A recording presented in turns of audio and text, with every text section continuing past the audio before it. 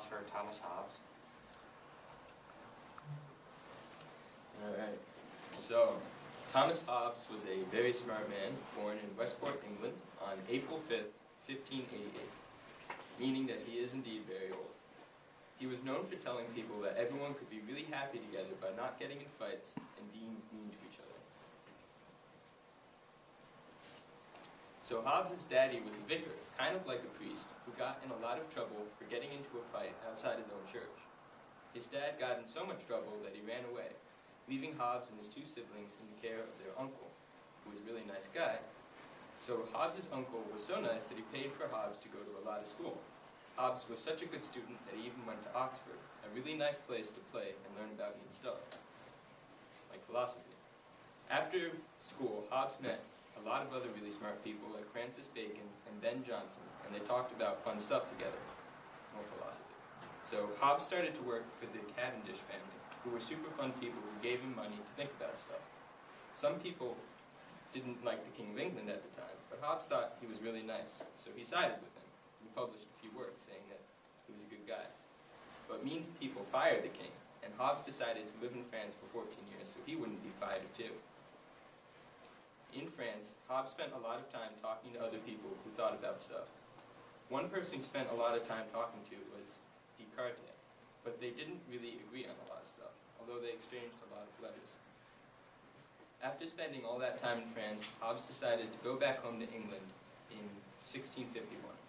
The stuff that Hobbes wrote was really important to people. A lot of other important people like John Locke, Jean-Jacques Rousseau, and Immanuel Kant thought he was really smart and agreed with the stuff he said, and even based their works on his.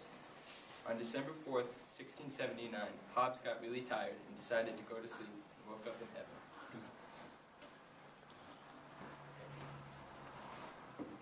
So, Hobbes only believed in what he could see, and everything he taught was from seeing what was around him.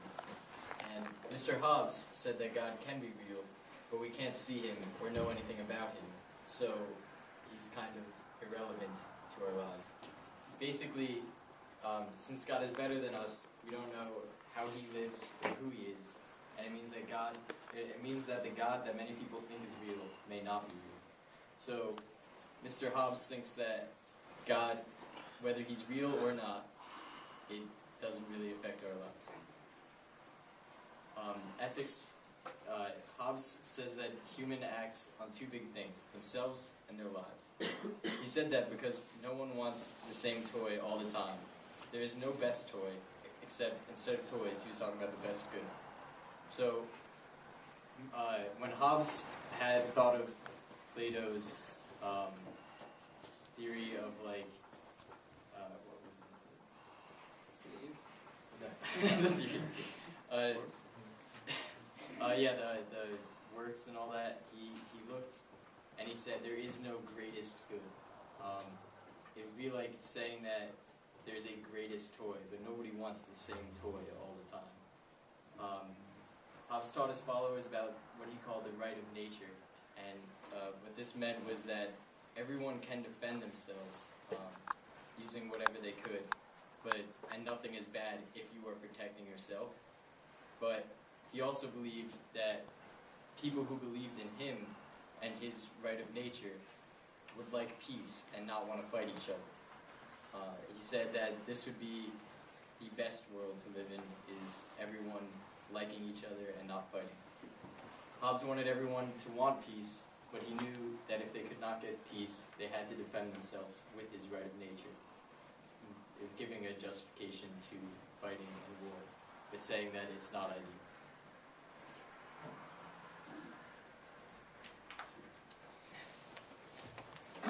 Okay. Well, Thomas found it easiest to try and explain the way the world worked through the use of science, both for things that were obvious to understand as well as things that weren't so obvious to understand and took a lot of focus or reading or your own research. And basically, as he saw it, was to understand the effect of something, you had to understand the cause of it. And it wasn't the easiest way to understand things, but it was the way that he picked, and it was really thorough. So about 350 years ago, Thomas Hobbes wrote a book that he called Leviathan. In it, he said that things that changed.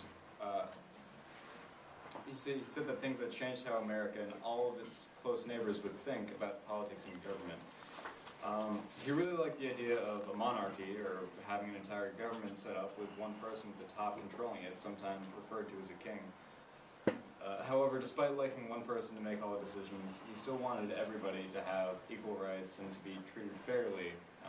And he thought it was good to let people do whatever they wanted unless it was really, really wrong, or the person in charge specifically didn't like it and made it forbidden. Thomas said that there were two different kinds of knowledge. One of them he initially said was knowledge original, and the other was called science. Later on he changed knowledge original to knowledge of fact, and science to knowledge of consequence. Knowledge of fact is anything that we can learn easily, or that comes to us without even realizing it, like, we'll unintentionally learn the smell of something, or anything like that. While knowledge of consequence would be the exact opposite. When you have to focus hard and learn, and one fact depends upon another fact. Alright. Thomas Hobbes' view of the world. Thomas Hobbes, we call him Mr. Hobbes, is one of the fathers or daddies of modern worldview, and he kind of started it with his interactions with Descartes. He said that there is not a magical world where everything is perfect, and only our ideas of what things are is what really exists, which kind of defines the modern worldview. He said that all of our ideas come from our five senses.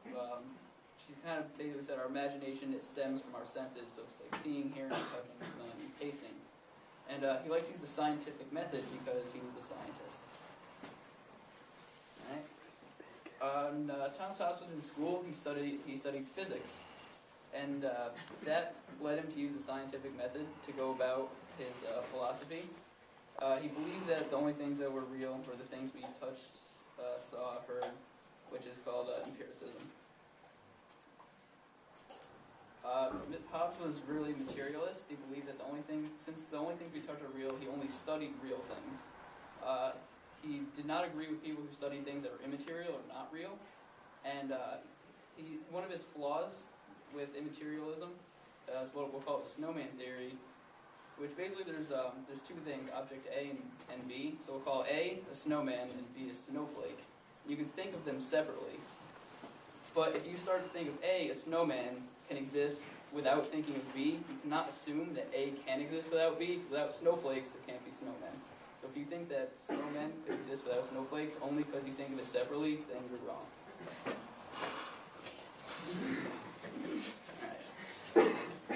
He also believed that names of things are not okay to use as there's no universal label. There's only one general name that can apply to a lot of things, which is called nominalism. So we use trees, for example. We use the word tree, but there's pine trees, oak trees, there's lots of different kinds of tree. So since we apply the term tree to many different things, there is no universal perfect tree. Alright, and here's a couple Calvin and Hobbes comics, representative of Thomas Hobbes. So, read this first one here. Talks about basically how it's wrong to get rewards you haven't earned. Because he's kind of an absolutist, and so if you look at the character Calvin there, he's kind of okay with not really working to get what he wants. And second comic there talks about the universe, and I thought it really agreed with Hobbes' views of the universe. Brian, you can... Everyone can see it. Yeah. Here's another one here.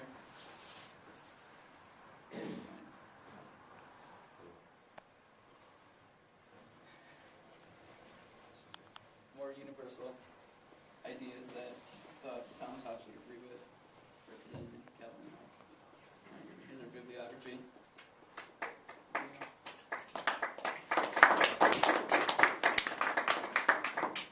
Any questions at all? Or?